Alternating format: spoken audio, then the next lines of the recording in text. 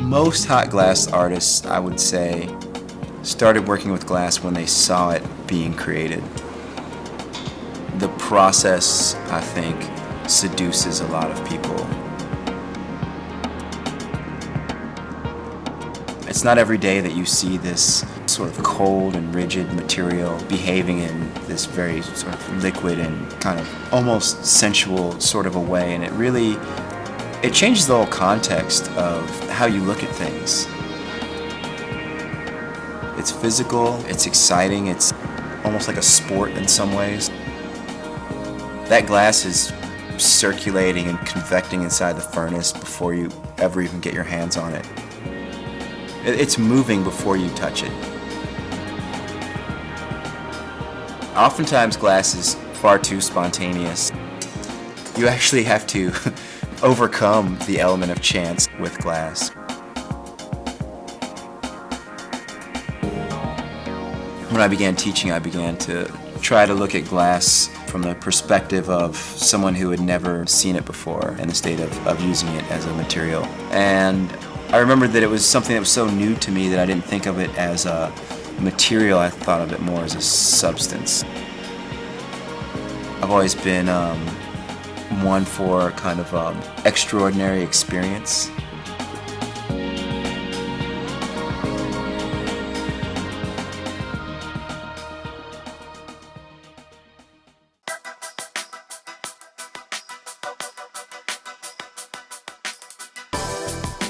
Louisville, Kentucky, a city of nearly 1 million people built on the banks of the Ohio River.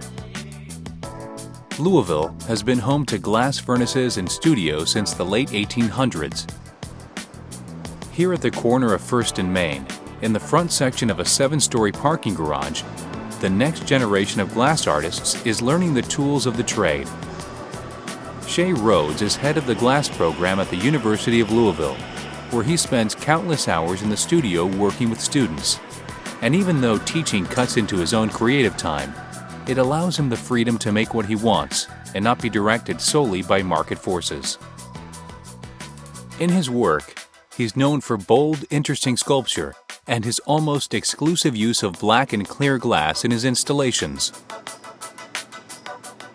Shay was born upriver from Louisville and Cincinnati, but spent part of his time growing up in New York City.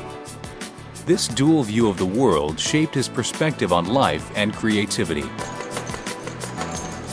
He was first introduced to glass in college, and later found it to be his true medium in graduate school. Now as a working artist and full-time professor, he balances the creative life with the teaching life. Never an easy task. I try to kind of teach the more intellectual side of making work as well as the technical side, and I try to teach them how to combine the two and how to disregard one or the other kind of at will, or to utilize one or the other at will. When you're first learning glass, there's the approach of, okay, well this stuff is really super cool on its own, I'm just going to go crazy with it and see what it does. And you just kind of let the glass dictate what happens.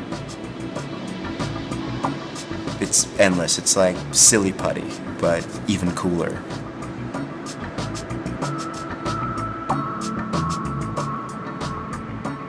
It has a mind and a life of its own, so you can kind of just let it do its own thing, or you can try to master it, which is a lifelong pursuit. I mean, you can always be better, and if you're looking for that sort of technical challenge, it's going to be there for you every single day. It's difficult to make anything ugly out of glass, and I think that is oftentimes a trap for me. I mean, I try to stay away from from the attractive, I guess. It's easy to go in there and let the glass do all the work for you, but when you do that, I think you're oftentimes severely limited in that you're not really putting your hand into what's happening. I look back at my time in graduate school, and it was really my first teaching teaching appointment as a graduate student was something that affected my work greatly. I realized that my perspective had changed on how I looked at this material or this substance.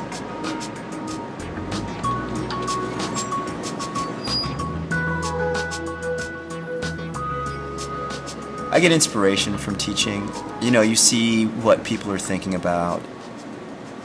It's important to create a sense of community, and it's important for people to want to support that. We're in an academic environment where you are interacting with other people and you are talking to them about your work and they're talking to you about their work. Or you might be discussing the work of an established artist, but you can't help in your mind relating that back to things that you're interested in. Started working with black for a couple of reasons. One is just sort of some latent content from my childhood and my sensibility of my aesthetic, I guess. It goes along with some ideas that I have, but I had to really convince myself that it was okay to use black as a color.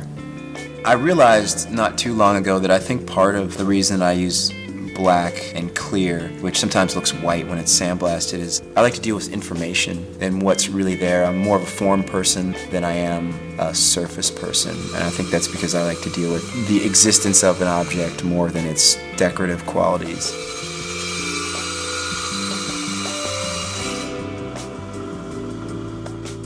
I'm attracted to color. I enjoy color, but I don't use color in my work because I enjoy the sort of purity and simplicity also.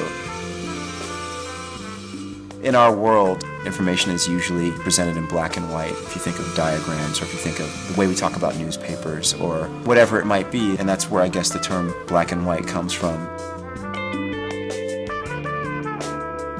Usually when I'm working, I have a pretty specific idea of what I want to do, just trying to illustrate a particular type of concept or demonstrate a particular idea. Generally, I have a very, or at least fairly specific picture in my mind or route to get to this destination. You know, you're solving the problem oftentimes of how to get people to think about something. For some people, the work is personal. It's a catharsis, and they're solving the problem of how to externalize whatever these feelings or emotions or thoughts are that are inside of them. How are you going to illustrate a particular idea? And I think some people are conscious of this creativity and other people aren't. It can actually sometimes become a burden or a hindrance in some ways to think so much about what this visual language, or this physical language, I guess I should say, nonverbal language really means. Oftentimes people will bring a story or will just sort of relay their perceptions of your work to you. And that's always very interesting, and that's where conversations begin. It's very easy, especially with glass, to make things that people will look at and that people will enjoy. I mean, in a very immediate and visceral kind of a way. But to make something that somebody's going to consider and actually think about with their heart or their mind, then that's, I think, the best thing that you can ask for.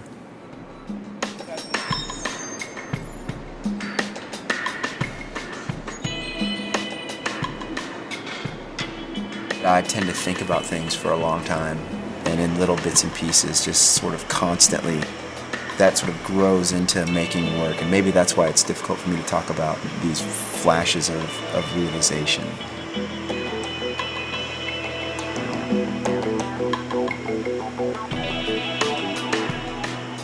For me, when I'm at the drawing stage these days, oftentimes it's really just a planning stage, whereas thinking of the work is probably happening a little bit more in my head.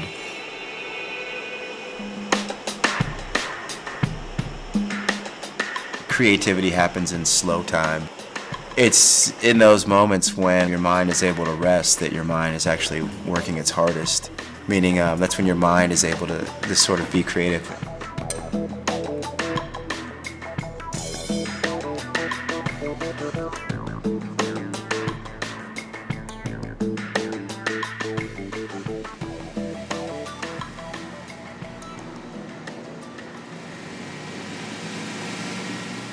The cold working process, it's really just another way of working with glass. It's mostly a lapidary process. You do cutting, grinding, and polishing of glass, maybe laminating and other things.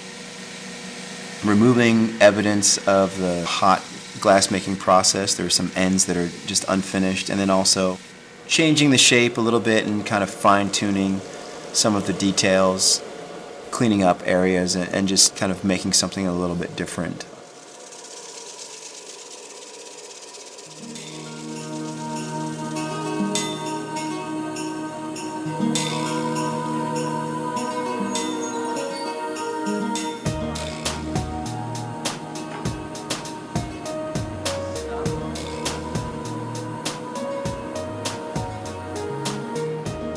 I use clear glass for its kind of psychological implications of being glass-like.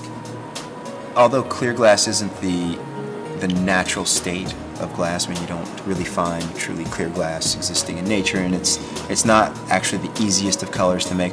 It's the type of glass that's most psychologically associated with glass. If you say glass to someone, they picture clear glass. So it sort of defines glass as a substance, in my opinion, better than any other color.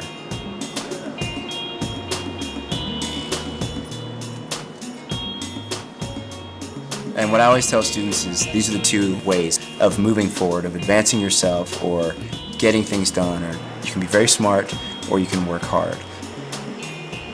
Or any combination of the two in whatever proportion. But let's just look at them as two separate things. Most of us are actually not really all that smart when it comes down to it, at least not exceptionally so, but most of us or more of us we do have the ability to work hard. So if you just sort of dig your heels in, put your head down and work, that's all I think that you have to worry about. If you work really hard, and I don't mean just hard, I mean if you work really hard, I think that will get you somewhere. If nothing else, it gains you experience, it gains you strength and stamina and character. And those are things that you can use then to your benefit even somewhere else. It's not just sort of an advancement through the ranks, but it's kind of an improvement of self.